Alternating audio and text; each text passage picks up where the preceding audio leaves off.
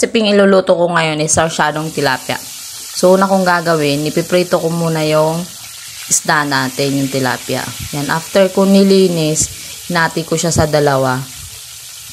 Tapos, inasinan ko siya para may lasa na mismo yung isda, guys. Ayan. Tapos, binabad ko ng konti sa asin para talagang manuot siya sa laman niya bago ko siya prinito.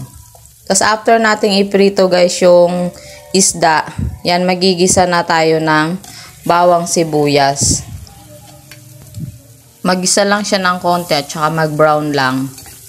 Ayan, ay susunod nating igigisa ay yung kamatis natin. Isang pirasong sibuyas lang yan, guys. Tapos, susunod natin yung kamatis. Yung kamatis naman, more than 1/4 lang siya, guys. So, nahiniwa-hiwa ko lang siya, tapos tinanggal ko yung buto niya. Pero, yung buto kasi, di ba may sabaw yun. Sinala ko siya, kinuha ko yung sabaw. Ayan. Yung kamatis, guys, mas maganda yan kapag ginigisa, dinudurog. So, dinurog ko muna siya bago natin isusunod yung ibang mga sangkap. Mas malasa kasi kapag dinurog siya compare kung hindi mo siya dudurugin. Malambot naman na yan kapag nagisa na siya kasi naluto na yung kamatis.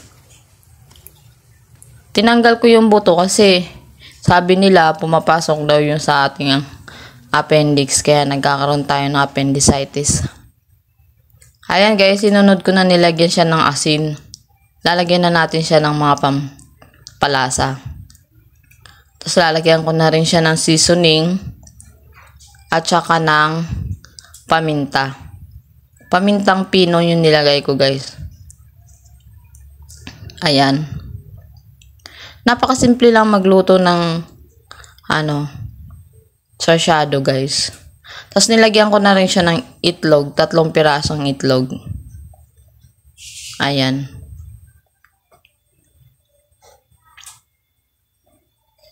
Ayan.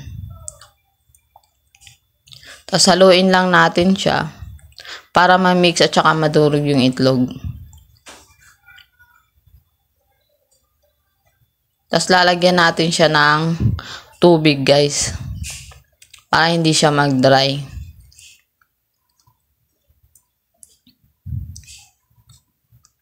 Yan, haluin lang natin siya.